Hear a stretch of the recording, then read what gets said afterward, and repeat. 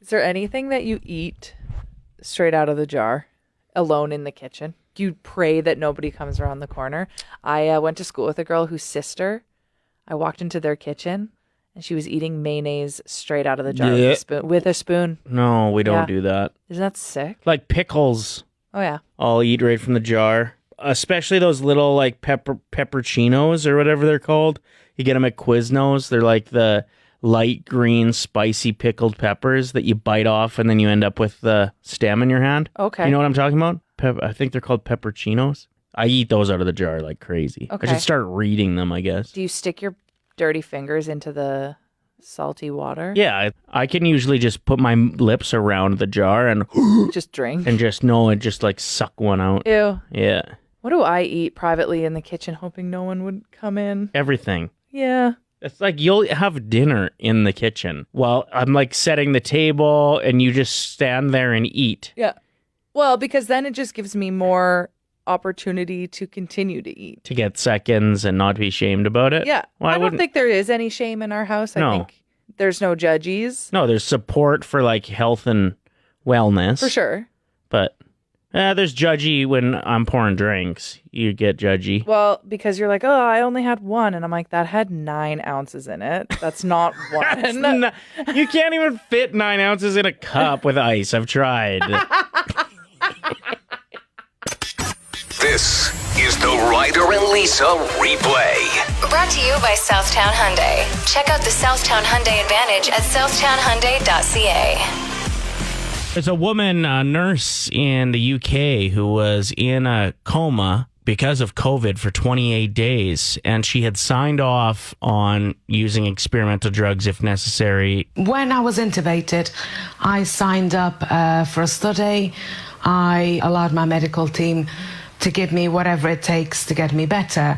So Viagra was the last resort. Viagra? Wow. That's what they gave her. I've never had a little blue pill. Have you? I have, yeah. Okay. I feel like I should explain maybe because of my age. Is that why you took it? No, but like it's rare that somebody maybe my age would take one. Okay. My first experience, she said something really strange that she had to go to the bathroom and take care of something, and it threw me off. And then so then it ruined it for you. Yeah, and then the next like 3 experiences, I got so nervous that was going to happen again. You got in your head the wrong one. Exactly. And so then a girl I dated was like, well, we just need to get you over the hump, pun intended. And so she actually got it for me, like went to the doctor and asked for it. And I didn't. It worked. It worked. She's a genius. But it actually got stuck in my throat the first time I tried it. You didn't have water around? Yeah, I ended up with like a stiff neck for weeks. Yeah, right. Just kidding. Do any of our listeners use them on the regular? Genuine question. But apparently it was originally intended for a heart medication. So that's why this girl, it kind of kickstarted things for this nurse, Monica, who's now doing quite well. She sounds good. Yeah. So these scientists created this pill and then noticed, whoa. Hey, look at that thing. What's happening down there?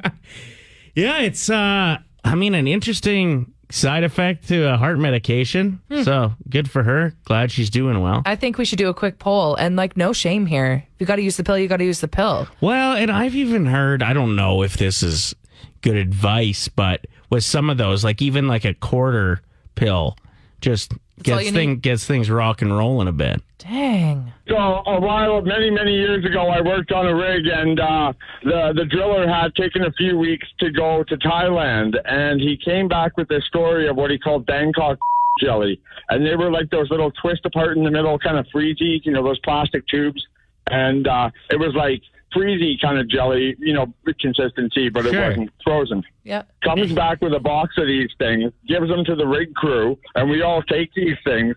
Well, we think we're going to have, 8 or 10 more hours left in the shift of just sitting around making jokes with each other.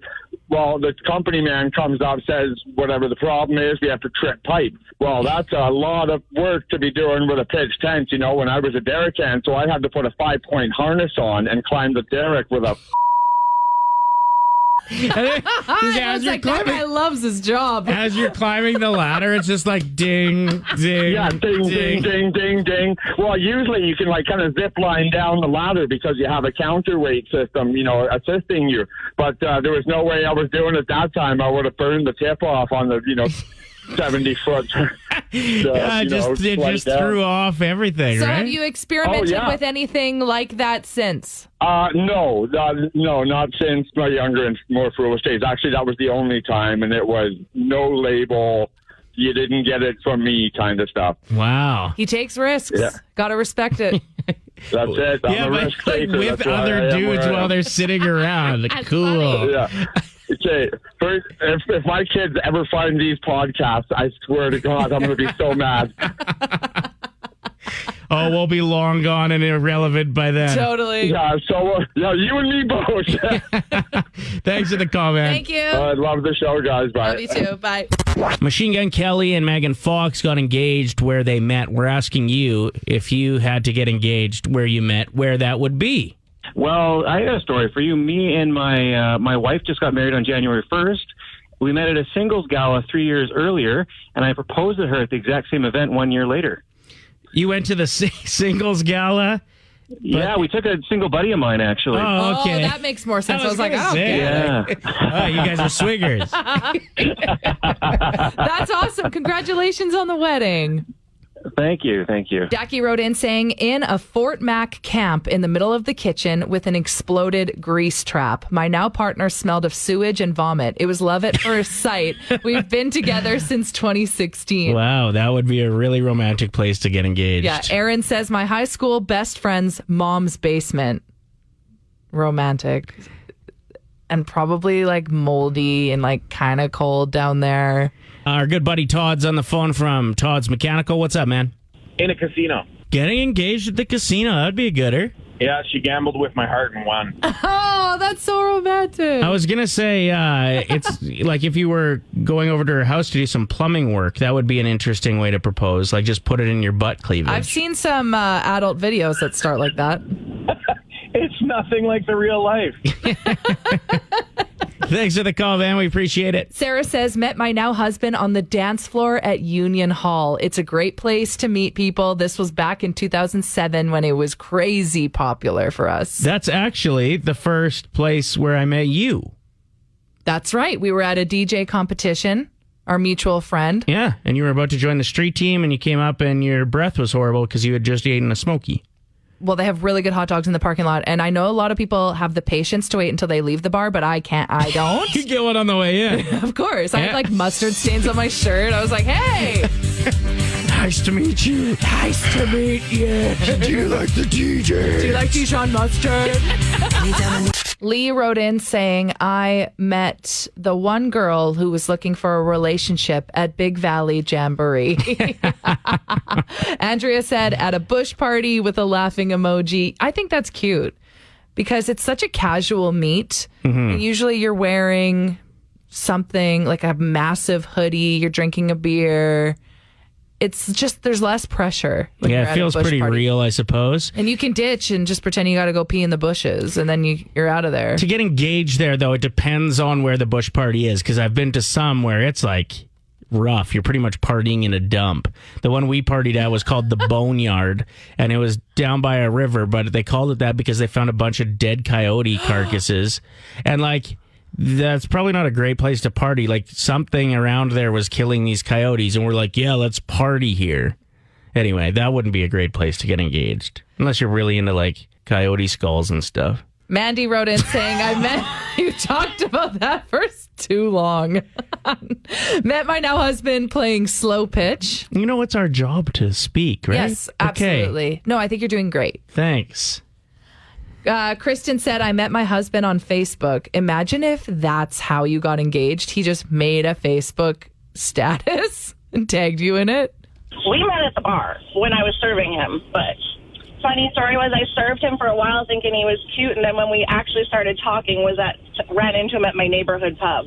Nice. Okay, that's so cute.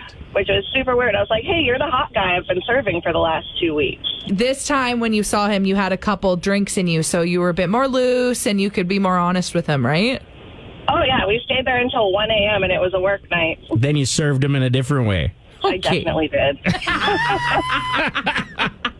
This Drake situation that's just come to light over the last 48 hours is a wild ride. Yeah, there's a lot of crazy conspiracies and stories about Drake, but this one takes the cake for the most wild. Okay, so he ends up going home with an Instagram model. Yeah, they were in a hotel room, though, so they weren't at his house. Okay, and one thing leads to another, as it does. Yes. And he ends up knocking boots with her. Then he, after he's done, goes and disposes of his protection and does something to it to ensure that, I can't believe this is a thing, but she won't go in and then grab it from the trash bin and use it to impregnate herself. He pours hot sauce in his used protection. And so that's why this woman's so fired up, because she did go to the bathroom to retrieve it. To try to get pregnant. Yeah, and then it was like, it hurt her. And so he's somehow getting sued for this. It is the strangest story. I mean, I get it. I've been there. What do you mean? Well, just having ladies like just want to continue the genetics that I possess. Like, give me that. Yeah, they want to have all my babies. So I've had to do some strange stuff like that. I'm just kidding. Do you carry around some Tabasco in your pocket when you go to the club? Because if that's what Drake is doing. Well, right. And especially after you make love, like, where is he carrying his hot sauce? Well, maybe he's got the packages that you get from Taco Bell. Yeah, but again, they're small. Yeah, but usually you're nude when you're. Okay, but he had them in his hotel room already in the bathroom. So in the bathroom, he just had some hot sauce. See, that would be a strange thing to see. You'd be like, why has he got hot sauce in the bathroom? What are you talking about? Everybody has hot sauce in their bathroom. You don't eat tacos on the toilet? Okay. But yeah, the fact that she can do what she did and then be mad at him. And then, like, I think it's brilliant what he's done. And he says he doesn't do it because he wants to hurt anybody. He just heard that it kills your sperm rate. It's like the hot sauce will actually kill it. Mm-hmm. Is that true, though? I don't know. Isn't there? Or are you just going to have a really spicy, snappy kid? Comes out really sassy. Who loves tacos. Here's how it works. We each come up with a list of 4 things, and they will bring you back to better days, we promise. You just let us know whose list hits you in the feels harder. That person wins for the day. And just by voting, you're qualified to win a gift cert to Skip the Dishes from Mustar and Company as well. Are you ready? Always. Go ahead. Fruit roll-up, tongue tattoos.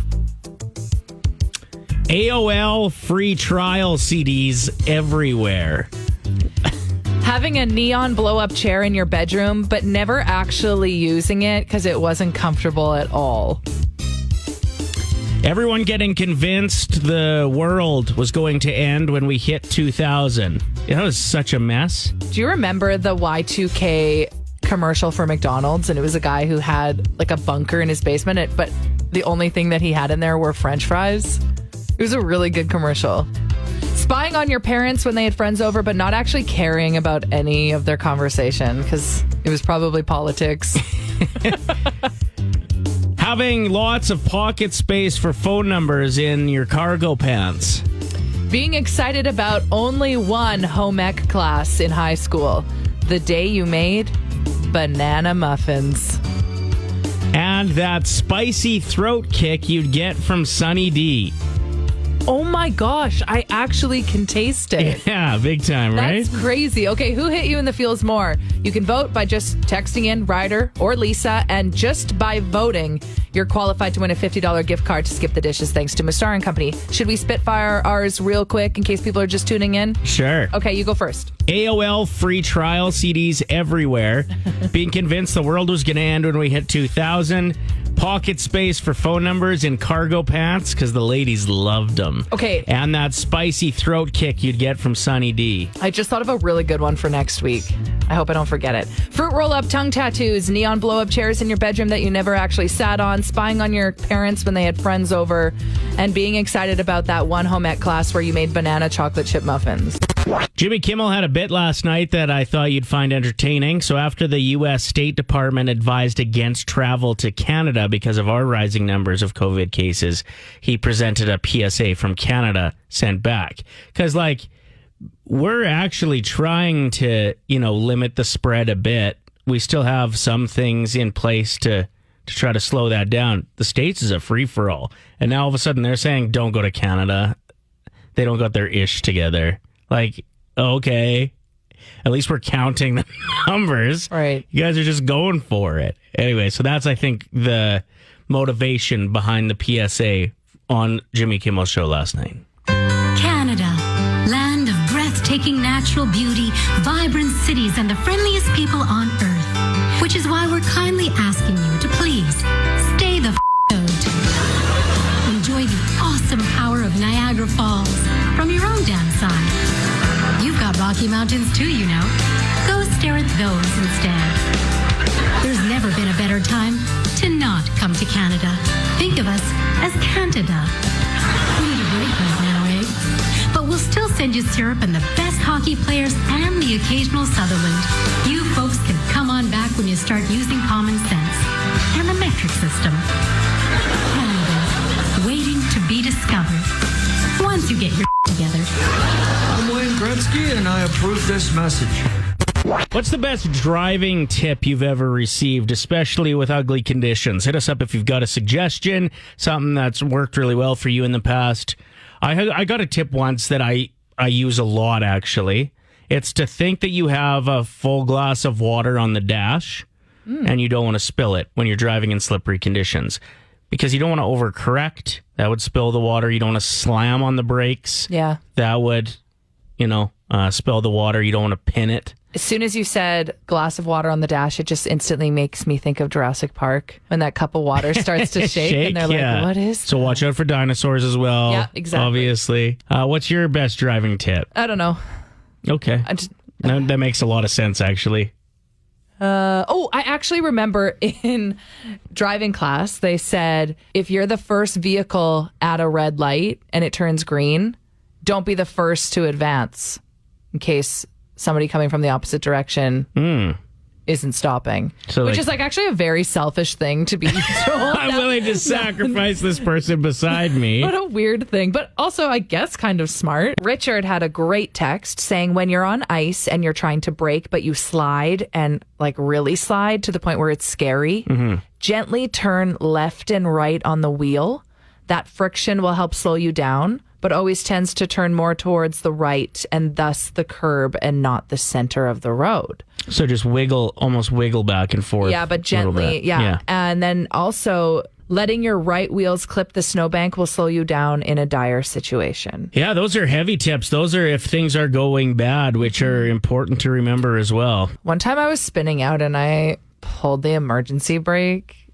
I don't know what I was thinking, but it was bad. I was in my dad's four-wheel. So that it at least looked like you meant to do the aggressive slide? And I landed on their Meridian, on a bridge. It was that bridge in St. Albert, on St. Albert Trail, that's kind of near the bubbles, if you know what I'm talking about. So had you been watching Gone in 60 Seconds, or what made you want to pull the e-brake? I have no idea.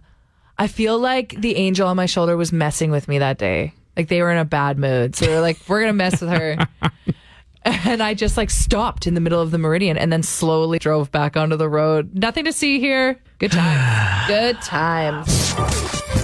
Ryder and Lisa. Brought to you by Southtown Hyundai. Play 107.